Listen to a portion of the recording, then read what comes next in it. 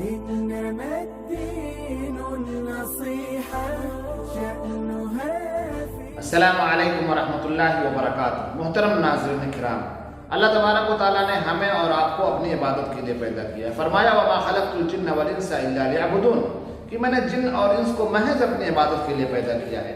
عبادتیں ساری کی ساری اللہ تبارک و تعالیٰ کے لیے ہونی چاہیے۔ عبادتوں میں سب سے اہم عبادت نماز ہے، جس کے اندر خشوع مطلوب ہے۔ خشوع کسے کہتے ہیں؟ خشوع کہتے ہیں کہ اپنے دل و دماغ اور اعضاء و جوارح کے ساتھ منہمک ہو کر کے اللہ تبارک و تعالیٰ کی عبادت کرنا۔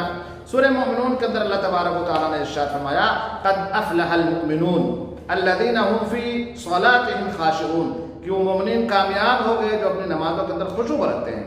اللہ کے رسول صلی اللہ علیہ وسلم نے ارشاد فرمایا کہ ان تعبد اللہ کأنک تراہ فإن لم تکن تراہ فإنہ یراک، کہ جب تم اللہ کی عبادت کرو تو گویا کہ تم اسے دیکھ رہے ہو، اور اگر تم اسے نہیں دیکھ رہے ہو تو وہ تمہیں دیکھ رہا ہے۔ اللہ سے دعا ہے کہ اللہ ہماری عبادتوں کے اندر خشوع پیدا کرے اور ہماری عبادتوں کو قبول فرمائے۔ وصلی اللہ علی نبینا محمد وعلی آلہ وصحبہ وسلم۔ والسلام علیکم ورحمۃ اللہ وبرکاتہ۔